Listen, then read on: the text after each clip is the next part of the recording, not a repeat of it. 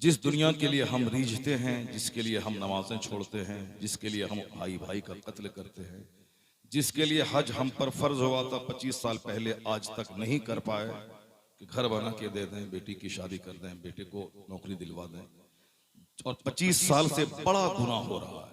जिस पर हज फर्ज हुआ 25 साल पहले, यानी इतना उसके पास था कि मक्का जा सके, आ सके, पैसा उसके पास था, लेकिन नहीं गया। क्यों? कि बेटे को डॉक्टर बनाना है, उसके लिए पैसे चाहिए, बेटी की शादी दिलानी है, उसके लिए पैसे चाहिए।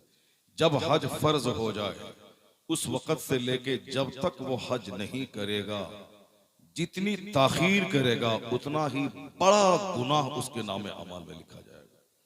छोटा गुनाह नहीं, बड़ा गुनाह। जैसे शराब पीना हराम, जिना करना हराम, सूद खाना हराम, झूठ बोलना हराम, ये सब मेजर गुनाह है, बड़े बड़े गुनाह है। छोटा मोटा गुनाह तो वजू करने से माफ हो जाता है। जैसे आप वजू किए, चेहरे का गुनाह धुल गया, हाथ का गुनाह धुल गया, मसा किए, सर का गुनाह धुला। वजू करके आप खड़े हों, जिन जिन पार्ट्स में पानी पहुंचा है उसके गुनाह झड़ जाते हैं। किसी को आपने सलाम किया, उससे गुनाह झड़ जाते हैं। घर से निकल के मस्जिद गए, जितना कदम हुआ, हर कदम के बदले में उतने गुनाह माफ होते हैं, उतनी नेकियां मिल जाती हैं। इसीलिए मस्जिद से घर दूर रहे तो बेहतर है, ताकि ज्यादा कदम चलकर मस्जिद में आना पड़े। छोटे छोटे गुनाह, वजू करने, मोमिन भाई से मुस्कुरा के मिलने, रास्ते से केला का छिलका हटा देने, अपनी जमीन में दूसरे की टट्टी आ रही हो तो लड़ाई झगड़े से बचने के लिए 2-4 अंगुल अपनी जमीन में दे देने, इससे छोटे छोटे गुनाह माफ होते हैं। बड़ा गुनाह, वो बड़ा गुनाह है बगैर सच्ची तौबा के, और अगर जिस गुनाह का कफारा अदा करना हो बगैर उसके, वो गुनाह माफ नहीं होता। बड़ा गुनाह, गुनाह कबीरा कहते हैं। तो हज फर्ज हुआ किसी पर 10 साल पहले, और वो हज करेगा 10 साल के बाद, ये पूरे 10 साल उसके नामे अमाल में बड़े गुनाह लिखे जाएंगे। अब अगर वो गरीब हो भी गया तो भी उस पर लाजिम है कि वो कर्ज लेकर के हज को जाए। जैसे आज मेरे पास 50 लाख था, हज फर्ज हो गया, लेकिन कल बेटा बीमार पड़ गया, 50 लाख खर्च हो गया। अल्लाह न करे ऐसा किसी के साथ हो, ना मेरे साथ ना आपके साथ। आज हम लोग 30-30 दिन बाहर रहते हैं, 30 शहरों में खिताब करते हैं। क्यों? बीवी सेहतमंद रहती है, बच्चे अच्छे रहते हैं। अगर बच्चे कल गिर जाएं, चोट लग जाए, माँ हॉस्पिटलाइज हो जाए, नहीं रह पाएंगे बाहर। अगर सारे परिवार अमन और अमान से रहते हैं तो बहुत बड़ी नेमत है अल्लाह। बहुत अल्लाह का शुक्र अदा कीजिए। कई साल से लोग दिल्ली के एम्स में पड़े हुए हैं, और वहां किडनी की खराबी से मौत और हयात के बीच में पड़े हुए हैं। बहुत सारे लोग हैं जो 3-3 साल से वेंटिलेशन पर पड़े हुए हैं। जब अल्लाह ताला सेहत और तंदुरुस्ती दे तो अकड़िए मत, दूसरों को गाली मत दीजिए, ऊंची आवाज बोल के दूसरों की तहकीर मत कीजिए, क्योंकि सेहत बहुत बड़ी दौलत है। अल्लाह सेहत देना जानता है तो ऑक्सीजन घटा के 3 साल तक वेंटिलेशन पे रखना भी जानता है। इसलिए इस सेहत की कद्र कीजिए। मालूम यह हुआ कि जैसे आज मेरे पास 50 लाख है, हज फर्ज हो गया, फौरी हज करें। मकान बनाना, बेटे की पढ़ाई का इंतजार करना, बेटी की शादी का इंतजार करना, यह जरूरी नहीं। आप फौरी हज करें। अगर कल 50 लाख रुपए खत्म हो गए आपके, जबकि हज के लिए चंदा करना हराम है, दूसरों से मांगना। बहुत सारे जलील किस्म के लोग होते हैं जो बोलते हैं मैं इस बार हज को जा रहा हूँ, इसलिए हमको पैसा दीजिए, चंदा दीजिए। वो जलील किस्म के लोग होते हैं। चूंकि हज के लिए चंदा करना हराम, सवाल करना हराम। हाँ, कोई अपनी तरफ से कह दे कि मैं आपको हज करवाऊंगा, आप चले जाइए, तो ठीक है। लेकिन हाथ फैला के मांगना, सवाल करना, ये जिल्लत है। और नाम भी नहीं लेना चाहिए कि मैं मदीना जाना चाहता हूँ, ताकि लोग ढेर नजराना दे दे। वो खसासत है, रसालत है, बहुत कम। समझ लें कि वो कम अक्ल की दलील है, वो पस्त हिम्मती है। वो हज के लिए सवाल करना हराम है। लेकिन कर्ज लेना भी दुरुस्त नहीं है, कर्ज लेके हज को जाना दुरुस्त नहीं है। लेकिन अगर किसी पर हज फर्ज हुआ, 50 लाख रुपए थे, हज फर्ज हो गया, कल किसी वजह से बीमारी में या परेशानी में पैसे खर्च हो गए, अब उस आदमी के लिए पनिशमेंट, सजा यह है कि वो कर्ज लेकर के हज को जाए। ये पनिशमेंट है कि कर्ज लेके वो हज को जाए। मैं ये बात इसलिए कह रहा हूं कि हम में से कितने लाख लोग हैं मुसलमानों में जिन पर हज फर्ज है, मगर दुनिया की मोहब्बत, बाल बच्चों की मोहब्बत की वजह से वो हज नहीं कर पाए। ए भाई उठो मत, बैठे रहो, अभी सारा जलसा हमारा बाकी है, भागो मत। अभी सारा जलसा बाकी है, 3 घंटे के अंदर में सारा जलसा होना है। तो मैं कह रहा था कि इसी दुनिया और बाल बच्चों की मोहब्बत की वजह से बड़े बड़े गुनाह हम लोग कर रहे हैं, हज में भी देरी कर रहे हैं, नमाज नहीं पढ़ पा रहे हैं। बहुत सारे लोग हैं जो घर से दूर सऊदी अरब में ऊंट चरा के बच्चों की शादी का इंतजाम कर रहे हैं। सिर्फ दुनिया की मोहब्बत ने मुझको तबाह कर दिया। ये दुनिया है क्या चीज? गौसे आजम ने एक जुमले में इस सच्चाई को बयान किया है कि दिल की गहराई में आप उतार लें। गौसे आजम ने तकरीर की थी, 70,000 का मजमा होता था, 400 उलमा दवात और कलम लेकर गौसे आजम की तकरीर नोट करते थे। 1000 किलोमीटर दूरी पे पहाड़ों की चोटी पे कोई अल्लाह के वली होते थे तो वो भी गौसे आजम की आवाज वहां सुन लेते थे। 1 महीने के बाद वह लौट के बगदाद आते तो जो मौजूद उलमा होते 400 दवात कलम लेके लिखने वाले, उनकी तहरीर से अपनी तहरीर मिलाते थे तो एक हर्फ का फर्क ना होता था। गौसे आजम की करामती 70,000 का मजमा। अभी तो 70,000 लोग यहाँ नहीं होंगे, मगर मैं माइक हटा दूं तो बमुश्किल तमाम आधे मजमे तक मेरी आवाज पहुंच पाएगी। लेकिन वो वलियों के सरदार हैं कि जो पहली कतार में लोग सुनते थे गौसे पाक की आवाज, उसी तरह की आवाज आखिरी कतार के लोग भी सुनते थे। इतने बड़े औलिया सालिहीन के सरदार हैं गौसे आजम बाकरामत वली। वो तकरीर में एक बार बोले, हम लोग तो खूब चीखते हैं, चिंगाड़ते हैं, यहाँ की वहां की बोल बाल के मजमे को हिलाते हैं, फिर भी नहीं हिलता। लेकिन गौसे आजम ने तकरीर में क्या कहा था? कहा कि अब्दुल जब्बार की माँ मेरे लिए दूध ला रही थी और मिट्टी के प्याले में दूध था, वो ला रही थी, ठोकर लगी, हाथ से प्याला गिर गया, प्याला टूट गया, दूध सारा जमीन में गिर गया। कोई बात नहीं है इसमें, लेकिन दुनिया की सच्चाई का सारा फलसफा गौसे पाक ने बयान कर दिया। इतना कहना था कि लोग अपने गरीबान फाड़ने लगे, सर के बाल नोचने लगे, अमामा टोपी फेंकने लगे, जंगल की तरफ भागने लगे, मजमे में जैसे आग लग गई हो, चीख पुकार की आवाज बुलंद होने लगी, गरीबान फाड़ने लगे। क्यों? उन लोगों ने गौसे पाक के उस एक जुमले से दुनिया की सच्चाई को समझ गए। गौसे पाक जो कुछ कहना चाहते थे सुनने वाले समझ गए। गौसे पाक ये कहना चाहते थे कि ये दुनिया एक मिट्टी के प्याले की तरह है, ठोकर लगी, प्याला टूट गया। ये दुनिया उसी मिट्टी के प्याले की तरह, कांच की तरह है। अभी जिंदा है, 1 मिनट के बाद मेरी मौत का ऐलान होता है। अभी हम मौसम खुशगवार है, 1 मिनट के बाद खतरनाक जलजला पूरी आबादी को जमीन में धंसा देता है। 1 सेकंड भी नहीं लगता है। अभी अभी तो मुझसे वो मिल के गया था, 2 मिनट के बाद अचानक देखते ही रहे एक्सीडेंट किया, निगाहों के सामने मर गया। जलसा से वापस आ रहे थे, बिल्कुल फजर की नमाज पढ़ने के बाद, सुबह का टाइम था, एक बुढ़िया रोती हुई रास्ते से गुजरी, क्योंकि सामने एक टेम्पू और एक बाइक वाले की टक्कर हुई, स्पॉट डेथ, 1 मिनट में बच्चा मर गया उसका। वो बूढ़ी माँ भी आंख मसल के उठ रही थी, उनको खबर मिली मेरा बेटा मर गया। क्या दिल पे गुजरता होगा। ये दुनिया उसी मिट्टी के प्याले की तरह, आज है कल खत्म। ये दुनिया की उम्र है 25,000 साल, कमोबेश समझ लें। अब 25,000 साल आखिरत का एक दिन उसके मुकाबले में आधा दिन है। इस आधे दिन में दुनिया की सारी कहानी खत्म है। मगर चूंकि हमारे लिए दुनिया बहुत बड़ी चीज है, इसीलिए जन्नत ना मिले ना मिले, मकान मिले, अल्लाह रसूल राजी हो ना हो, उससे कोई फर्क नहीं पड़ता। मेरा बेटा डॉक्टर बन जाए, इंजीनियर बन जाए, जो होगा मरने के बाद देखा जाएगा। आज तो कम से कम अच्छा खा पी लें, अच्छा पहन लें। इसी छोटी सी सोच ने मुझको एक बहुत बड़े दिन के अजाब की तरफ माइल कर दिया। हमेशा दिमाग में यह रहे कि आखिरत का एक दिन 50,000 साल के बराबर, उसके मुकाबले में दुनिया का 100 साल 1 सेकंड है। तो अक्लमंद वो है जो हमेशा आखिरत और जन्नत को निगाह के सामने रखे, उसके लिए दुनिया की सारी मुश्किलें आसान हो जाएंगी। गौसे आजम के सिलसिले के एक बुजुर्ग कहते हैं कि सिर्फ मेरी 2 बात याद रख लेना मेरे बेटे, 50 किताबों को पढ़ने से बेनियाज हो जाओगे। उन्होंने कहा कि एक बात, वो शेख कादरी कहते हैं गौसे आजम के सिलसिले का बुजुर्ग, हमेशा दिमाग में ये रखना कि जन्नत से बढ़कर कोई नेमत नहीं है। दुनिया में मैं अरबपति बन जाऊं मगर मेरा भाई चिढ़ने वाला होता है, मेरा पड़ोसी जलने वाला होता है। हासिद से कोई खाली नहीं है। सरकार ताजुश शरिया बहुत बड़े शेख कमो बेश 10 करोड़ मुरीदों के मुर्शिद, दुनिया का सबसे बड़ा जनाजा, दुनिया भर में शोहरत, मेरे जैसे लाखों लोग तड़प के रह गए, उनके मदरसे में उनका कदम नहीं पड़ पाया, हसरत लेके आज तक जिंदा हैं। मेरे घर में, मेरे गांव मेरे शेख आते, अकेला कहां कहां जाते। इतनी मकबूलियत, इतनी शोहरत, जिनके लिए 7 घंटे तक हिंदुस्तान का प्रधानमंत्री बरेली शहर में वेट करता हो, जबकि 1 घंटे में 5 प्रोग्राम अटेंड करते हैं प्रधानमंत्री।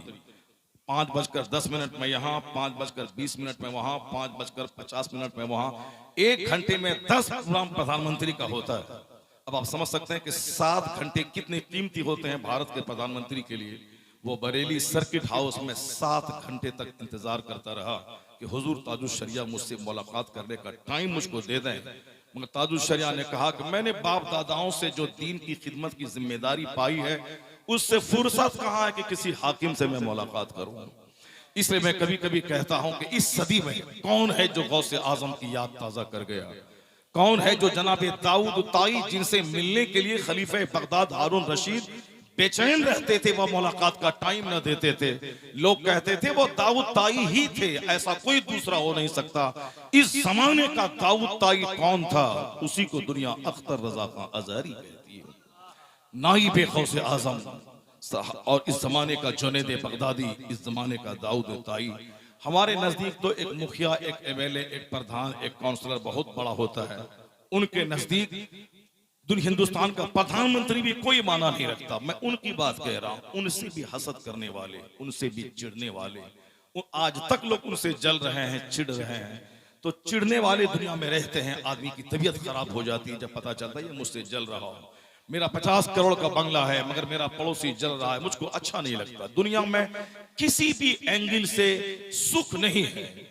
यहाँ आप अच्छे हैं, बेटा अच्छा नहीं है, बेटा अच्छा है, बीवी अच्छी नहीं है, बीवी अच्छी है, पड़ोसी अच्छे नहीं है, पड़ोसी अच्छे हैं, रिश्तेदार अच्छे नहीं है, इमाम अच्छा है, मुक्तदी अच्छे नहीं है, मुक्तदी ठीक है, इमाम अच्छे नहीं है, पब्लिक ठीक है, मौलवी ठीक नहीं है, मौलवी ठीक है, पब्लिक ठीक नहीं। दुनिया में हमेशा हर एतबार से परिपूर्ण कोई चीज नहीं है।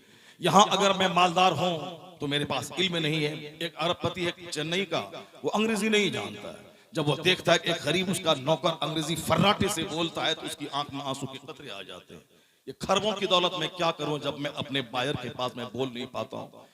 उसके वो अपने दोस्तों के पास अपनी बीवी को नहीं लेके जाता। वो है अरबपति, 50 करोड़ की कार है, उसकी बीवी काली कलोटी भूतनी है, उसको वो घर से बाहर ले जाने में शर्म महसूस करता है, नहीं ले जाता।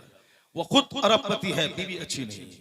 इस दुनिया में 100% लोगों का यही हाल है। घर अच्छा है तो गाड़ी नहीं, गाड़ी अच्छी है तो सेहत नहीं, सेहत अच्छी है तो पड़ोसी रिश्तेदार अच्छे नहीं। तो दुनिया में सुख नहीं है।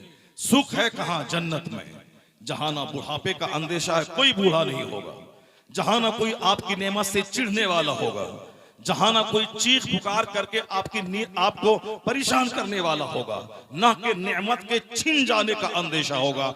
यानी हर एतबार से आज मैं अरबपति हूं मगर एक अंदेशा दिमाग में रहता है, अगर कल दौलत घट गई तो क्या होगा। आज खूब प्रोग्राम चल रहा है, 30 दिन में 35 तकरीरें हो रही हैं, कल अगर लोग नहीं पूछेंगे तो मेरा क्या होगा। ये सदमा सबको रहता है। पीर साहब है, मुरीद बुलाते हैं, नजराने देते हैं, मगर वो भी दिमाग में रहता है, कल जब मैं बूढ़ा हो गया, बिस्तर पे पड़ गया, लोग नहीं बुलाएंगे तो मेरे बच्चों का क्या होगा। दुनिया में सबको फिक्र रहती है, जन्नत में कोई फिक्र नहीं। वहां नेमत छिनेगी ही नहीं, मौत को ज़बह कर दी जाएगी। जो जन्नत में है 30 साल का जवान, न दाढ़ी मोछ की तकलीफ, न पसीने की बदबू, न नींद की तकलीफ, न हासिदों की तकलीफ, न नेमत के छिन जाने का अंदेशा। वहां हर एतबार से सिर्फ मस्तियां ही मस्तियां हैं। गौसे आजम के सिलसिले का शेख कहता है, मेरे बेटे 24 घंटे जन्नत को दिमाग में बसा ले। कोई मकान, कोई दुकान, कोई दुनिया की राहत तेरी नमाज नहीं छोड़वा पाएगी, तेरा ईमान नहीं लूट पाएगा। जन्नत जब दिमाग में रहेगी तो दुनिया का कोई सुख न तेरी नमाज छोड़ा पाएगा न तेरे ईमान को लूट पाएगा। हर वक्त नजर उस जन्नत पे रहेगी। और दूसरी बात उन्होंने कही कि बेटे हमेशा जहन्नम को याद रखना। दुनिया में 100 साल तक एक आदमी के बदन में कीड़ा पड़ा, कैंसर हुआ, मर गया, तड़पता रहा। जहन्नम में 1 सेकंड जो अदना दर्जे के जहन्नमी को तकलीफ होगी, वो आग का जूता उसको पहना दिया जाएगा। उस तरह दिमाग खोलेगा जैसे कढ़ाई में कोई तेल खोलता हो। वो समझेगा कि सबसे बड़ा अजाब मुझको हो रहा है, हालांकि सबसे अदना अजाब उसको हो रहा होगा। वो कहते हैं ये अदना अजाब है। नमाज छोड़ना एक टाइम जो जानबूझकर छोड़े उसे 80 बरस तक जहन्नम की आग में जलना होगा। कयामत के दिन सबसे पहले नमाज का सवाल होगा। हुजूर कहते हैं कि बेनमाजी का अंजाम फिरौन, हामान और कारून के साथ होगा। जिसको इक्तदार की वजह से नमाज पढ़ने की फुर्सत ना मिली उसका अंजाम फिरौन के साथ, जिसको बिजनेस की वजह से नमाज पढ़ने की फुर्सत नहीं मिली उसका अंजाम कारून के साथ, जिसको नौकरी मुलाजमत की वजह से नमाज पढ़ने की फुर्सत नहीं मिली उसका अंजाम हामान के साथ। मुस्नद अहमद की हदीस में सरकार फरमाते हैं कि बेनमाजी का हश्र कारून के साथ, फिरऔन के साथ, हामान के साथ होगा।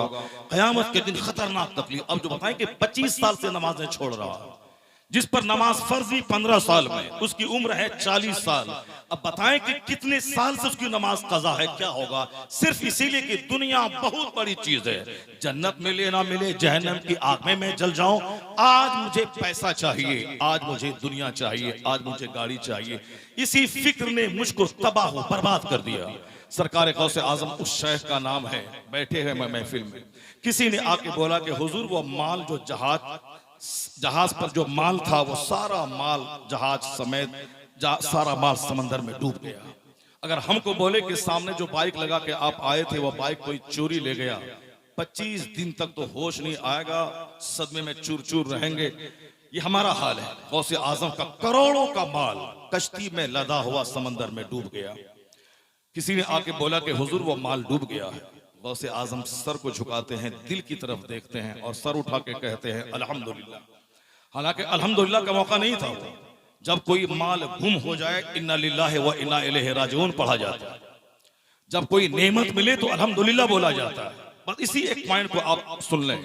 सरकार गौसे आजम ने कहा अल्हम्दुलिल्लाह। मुरीद कुछ नहीं बोले, मगर दिल में एक शक रहा कि आखिर ये अल्हम्दुलिल्लाह का मौका था, इन्ना लिल्लाह का मौका था, अल्हम्दुलिल्लाह का क्या मतलब है?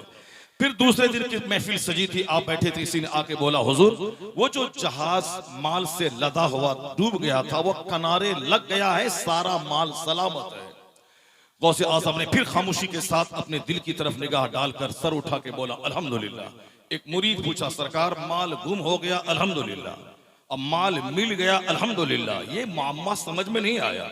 गौसे पाक कहते हैं मेरे लाल मेरे बेटे, माल का गुम होना, माल का मिल जाना, माल का डूब जाना ये मुसीबत नहीं है। असल बड़ी मुसीबत है दिल का अंधा हो जाना, दिल का गायब हो जाना, दिल का मर जाना। जलसे में दिल न लगे समझ जाए कि दिल मर गया, मस्जिद में दिल न लगे समझ जाए कि दिल मर चुका है। सिर्फ नात खानी और कव्वाली को दिल चाहे, कुरान हदीस सुनने को दिल न चाहे, समझे कि दिल मर चुका है। जो दिल जिंदा लेके मर गया वो तो जिंदा है जैसे शहीद, और जो जिंदा है मगर दिल मर चुका है वो मुर्दों से बदतर है। गौसे आजम कहते हैं जिस वक्त माल के डूबने की खबर मिली, मैंने झांक के अपने दिल में देखा कहीं दिल मखमूम तो नहीं है। मैंने जब देखा तो देखा कि दिल अल्लाह की याद में मस्त है, माल के डूबने का कोई सदमा दिल को नहीं है। तो मैंने दिल की उस हालत पे कहा अल्हम्दुलिल्लाह, माल डूबा है, दिल नहीं उजड़ा है। सुभान अल्लाह, जरा जोर से बोले सुभान अल्लाह। सेठियाइए मत, मैं जानता हूं बहुत गौर से आप तकरीर सुन रहे हैं, अगर नहीं सुनते हैं तो 4-4 घंटे तक इस फकीर का बोझ पब्लिक क्यों ढोती है? सुनते हैं गौर से आप। सुभान अल्लाह कहलाने के मैं आदी नहीं हूं, मगर मैंने अभी इसलिए बोला ताकि आप पर नींद गालिब न आए। आप गौर से मेरी बात सुन रहे हैं सारे लोग? इस बात को मैं मुकम्मल कर दूं कि हनफी साहब को मैं पेश कर दूं। ये जुमला सुन लीजिए, गौर से सुनिए, आपके फायदे की बात है। जब आप यहाँ से लौटेंगे तो जिंदगी की हर राह पे ये जुमले काम आएंगे, क्योंकि जिसकी वजह से मैं तबाह हूं उसी पे मैं बहस कर रहा हूं। सरकार गौसे आजम क्या कहते हैं, मैंने जब दिल में झांक के देखा तो देखा कि दिल में माल नहीं है, दिल में अल्लाह का जिक्र है, वो याद इलाही में मस्त है, माल के डूबने का कोई सदमा नहीं है। और जब बाद में माल के मिलने की खबर किसी ने सुनाई तो भी मैंने दिल को झांक के देखा कि दिल उछल तो नहीं रहा, माल मिल गया, खुशी तो नहीं मना रहा है। मैंने देखा कि दिल को माल के मिलने की कोई खुशी नहीं है। तो मैं दिल की उस हालत पे कहा अल्हम्दुलिल्लाह, माल बाहर रहे दिल के अंदर न रहे, बीवी बच्चों की मोहब्बत बाहर रहे, दिल के अंदर न रहे। मकान बनाने का सपना रहे दिमाग में, मगर दिल को वो नापाक न कर दे। यह दिल है वह दिल जो तेरी याद से मामूर रहा, सर है वह सर जो तेरे कदमों पे कुर्बान गया। इस पेशानी को सजदों के लिए खाली कीजिए और इस दिल को सरकार दो जहां की मोहब्बत के लिए, इसमें सिर्फ अल्लाह की, अल्लाह के रसूल की, नेक बंदों की मोहब्बत रहे। और दिमाग में हमेशा इसी को आप रखें कि दुनिया का कोई आराम जन्नत से बढ़कर नहीं। अगर आप नमाजी हैं, दीनदार हैं, शरीफ हैं, तो आपसे बड़ा धनवान कोई नहीं है। अगर ईमान की दौलत आपके पास है तो आपसे बड़ा मालदार कोई नहीं है। अगर दीन लुटा के आप सोने के मकान में हैं, सोने की कार पे चलते हैं, अल्लाह रसूल के नजदीक कौड़ी के तीन आपका कोई वैल्यू नहीं है। अगर ईमान आपका है, नमाज सलामत है और बुरी आदतों से आप बचे हुए हैं, दुनिया की मोहब्बत दिल में नहीं, दुनिया बाहर है, तो आप समझ लें कि अल्लाह रब्बुल इज्जत का एहसान है कि आपके दिल को अल्लाह ने मरने से बचा लिया है। आज मेरा बेटा मर जाता है तो मैं 40 दिन तक होश नहीं आता। एक आदमी मस्जिद का मुतवल्ली था मेरे मोहल्ले में, उनका एक ही बेटा, जवान बेटा मर गया, तो अब नमाज ही पढ़ना छोड़ दिया। जब अल्लाह ने मेरे साथ इंसाफ ही नहीं किया, मेरे बेटे को मार दिया, तो हम क्या नमाज पढ़ेंगे? यह है वह कमजोर ईमान कि जब तक दुनिया मिलती रही, अजमेर, बरेली, बगदाद, खूब गौसे आजम का नारा, जब माल खत्म हुआ, गौस, बगदाद, बरेली, आला हजरत सब छोड़ दिया। अब कुछ लोग ऐसे हैं कि माल नहीं है तो गौस, बगदाद, बरेली सब है, अब माल जहां मिल गया सब छूट गया। इसलिए हुजूर ने कहा था कुछ लोग ऐसे हैं जिनके हक में अमीरी बेहतर है, वो गरीब हो जाएंगे तो काफिर हो जाएंगे, और कुछ लोगों के हक में गरीबी बेहतर है, वह मालदार हुए तो काफिर हो जाएंगे। अब औलिया सालिहीन कहते हैं कि कोई तो नहीं जानता कि कल मेरी हालत अमीरी में क्या रहेगी, गरीबी में क्या रहेगी। इसलिए बुजुर्गों ने एक रास्ता बताया है कि अल्लाह की तकदीर पे राजी रह, और तेरे हक में अगर गरीबी बेहतर है तो तू उसी गरीबी पे राजी रह, और तेरे हक में अगर अमीरी बेहतर है तो उसी पे तू राजी रह। ये तो तुम नहीं जानता, इसलिए अल्लाह जिस हाल में रखे बंदा राजी रहे, और यह बोले कि मेरे चाहने से क्या होता है, वही होता है जो मंजूर खुदा होता है। इस पॉइंट को हमेशा दिमाग के सामने आप रखें। सरकार गौसे आजम का एक बेटा मर गया, आप तकरीर कर रहे थे, कहा इन्ना लिल्लाहि व इन्ना इलैहि राजिऊन, तकरीर चालू है। फिर कुछ देर के बाद का हुजूर जनाजा हाजिर है, आप मेंबर से नीचे उतरे, जनाजे की नमाज पढ़ा दी। किसी मुरीद ने कहा कि हुजूर एक बेटा किसी का मरता है तो बेचैन रहता है, कितने दिनों तक उसको होश नहीं आता है। तकरीर करते हुए बेटे के मरने की खबर आई तो आपने कहा कि इन्ना लिल्लाहि व इन्ना इलैहि राजिऊन, तकरीर बंद हुई। आज अगर अभी फोन आ जाए इमरान हनफी साहब का कि उनका बेटा मर गया है तो तकरीर एक जुमला कर नहीं पाएंगे, अगर कर भी लें तो आप नहीं छोड़ेंगे। ये बोलेंगे कितना बेदर्द हरीस लालची आदमी है कि बेटा मरा और फिर भी तकरीर चालू रखे हुआ है। दोनों तरफ कहीं से अब चैन से नहीं रहने देंगे। आप गरीबी है तो आप मजाक उड़ाएंगे कि पैसा कौड़ी नहीं है, मालदार है तो आप चिढ़ेंगे मुझसे कि बहुत कमा लिया है, बहुत बन रहा है। किसी हालत में चैन नहीं है, दूसरों को खुश रखना चाहेंगे, मर जाएंगे सर पटक कर। न गरीबी में चैन से रहने देगा समाज। गरीब है तो नाम भी ठीक से नहीं पुकारेगा, सलाम भी करेंगे आप, वह जवाब तक नहीं देगा। इसलिए बुजुर्गों ने कहा है कि जब अल्लाह माल दे उसे बचा बचा कर रख, फजूल खर्ची में मत खर्च कर।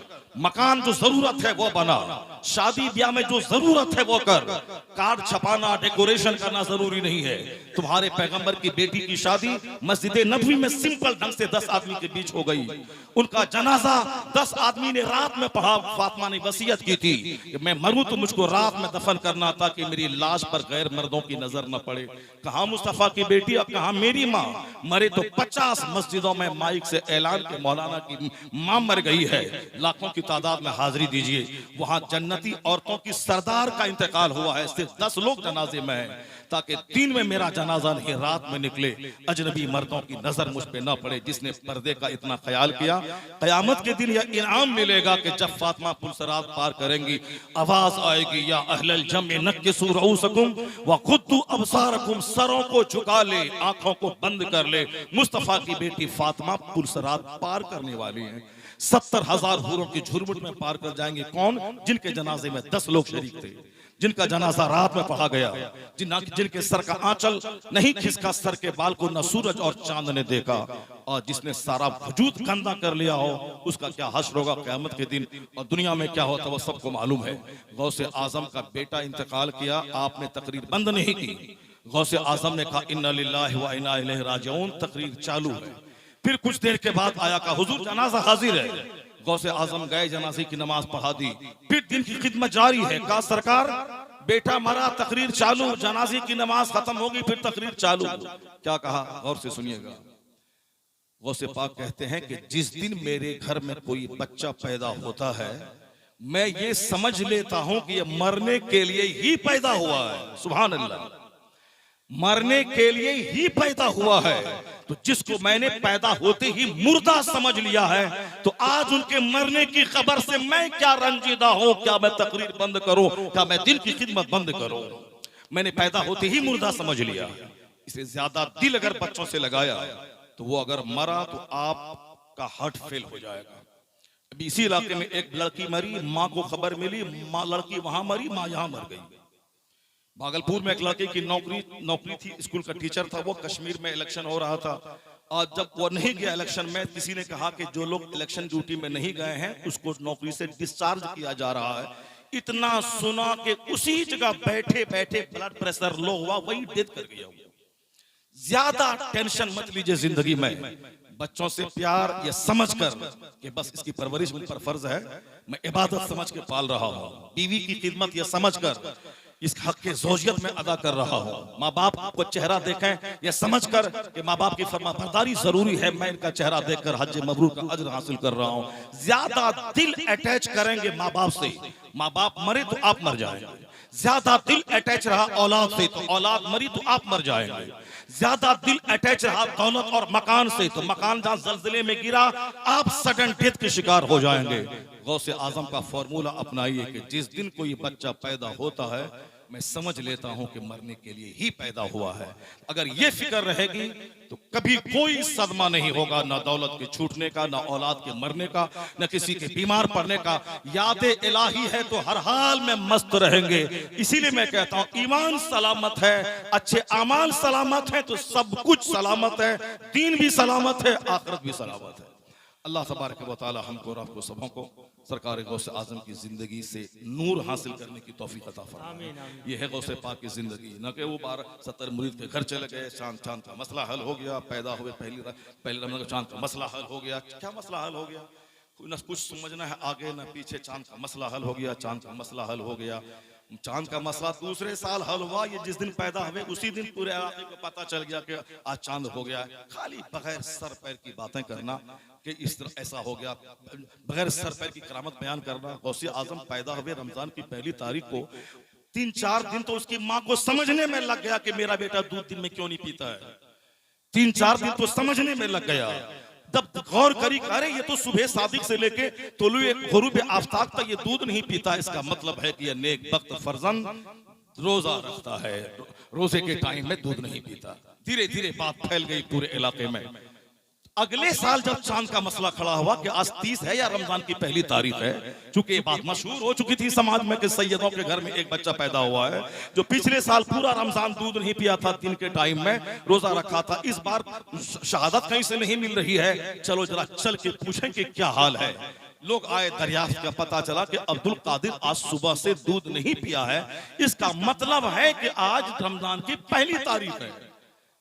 ये है दिमाग में आने वाली बात है कि चांद का मसला हल हो गया, चांद का मसला हल हो गया। अभी परसों पंडवा शरीफ में मस्जिद में मैं जुमा की नमाज के लिए जब मैं गया, मुझ पर जब नजर पड़ी तो मुझको माइक उन्होंने दे दिया, लेकिन हमसे पहले वो यही बोला था चांद का मसला हल हो गया, चांद का सबूत मिल गया, चांद की गवाही मिल गई। ये बताइए, ये बात अकल में आने वाली ये बात है। पिछले साल की जो बात थी वो इलाके मशहूर हो चुकी थी।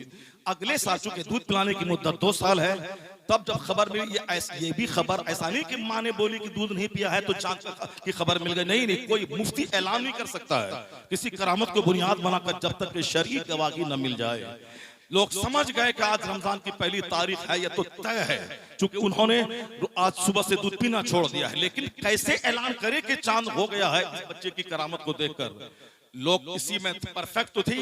इसी दौरान खबर मिली, शहादत की शरई गवाही मिल गई, फिर ऐलान हो गया। ये है सरकार गौसे आजम के बचपन की करामत। उसको लोग कैसे कैसे बयान करते हैं कि गवाही मिल गई, चांद का सबूत मिल गया, गवाही मिल गई, चांद का सबूत मिल गया। इसलिए पढ़ना है तो थोड़ा गहरा इल्म रखिए, सोच समझ के पढ़िए।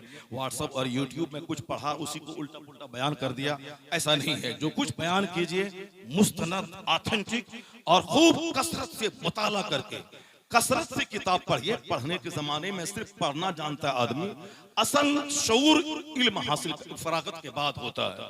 मुताला मरते दम तक जारी रखिए। ताजुल शरिया सैकड़ों मुफ्ती होते थे सेमिनार में, सब परेशान है 5 घंटे से, इसका जुजिया कहाँ है। मेरा शेख जब मुस्कुराता था तो 2.5 घंटे में जो मसला 250 मुफ्ती से हल ना हो सका, 2.5 मिनट में वो मसला ताजुल शरिया हल कर देते थे। चूंकि 70-75 साल की उम्र में भी कसरत से किताबों का मुताला करते थे। उस बुढ़ापे में उन्होंने सुन सुन के पूरा कुरान याद कर लिया। बुढ़ापे में यहाँ जवान आदमी है, इतना दर्द है दिमाग में, बीवी बाल बच्चा मकान दुकान, ये ट्यूशन वो ट्यूशन, ये कुरान खानी वो कुरान खानी, किताब पढ़ने का मौका नहीं, हैरान परेशान चेहरा उतरा हुआ है। जब यानी जबरदस्ती जी रहा है, जीने का मन नहीं है। किताब से दिलचस्पी रखिए, खूब कसरत से मुताला कीजिए। आप आलिम हैं, आपका सबसे बड़ा हथियार किताब है। 50 खरब की दौलत आपके पास हो, कोई वैल्यू नहीं है।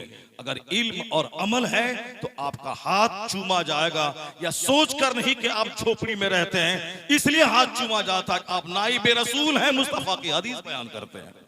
ये इज्जत है आलिम की। आलिम कार पे क्यों ना चले, कोई इज्जत नहीं। इज्जत है कितना वो मुताला करता है, कितना अपने पढ़े हुए पे वो अमल करता है। सरकार गौसे आजम बहुत बड़े जय्यद आलिम, बहुत बड़े किताब का मुताला करने वाले और बहुत बड़े दुर्वेश और जाहिद का नाम है। अल्लाह ताला हमको और आपको सबों को अपनी जिंदगी में प्रैक्टिकल में गौसे पाक की जिंदगी से नूर हासिल करने की तौफीक अता फरमाए। मैंने टाइम आपका आधा घंटा ले लिया, मुझको बोलना नहीं था, मगर चूंकि आप जब यहाँ से लौटेंगे तो आपको कुछ मैसेज लेके जाना चाहिए, रोशनी मिले। अब हमने ये वो बयान कर दिया, पता चला कि जिंदगी में गुजारने के लिए कुछ है ही नहीं, तो मैंने एक जबरदस्त नुक्ता आपके सामने दिया। अगर आप जिंदगी में सामने रखा, मुमकिन है कि हौसला मिलेगा, मोटिवेशन मिलेगा जीने का। मायूस नहीं रहेंगे, फांसी पे नहीं लटकेंगे, जहर खा के नहीं मरेंगे। हर मुसीबत में ईमान सलामत रहेगा, हौसला सलामत रहेगा, अगर बुजुर्गों की जिंदगी आपके सामने रही। अल्लाह ताला आपको हमको सबों को सरकार गौसे पाक के सच्चे गुलामों में कबूल फरमाए और कब्र में हश्र में उनका झंडा नसीब फरमाए। कादरी कर कादरी रख कादरियों में उठा, कदर अब्दुल कादर कुदरत नुमा के वास्ते। अब हमारे कफील भाई कहाँ चले? हाँ नहीं, जरा थोड़ी सी रकाबत हो जाए। हाँ आइए।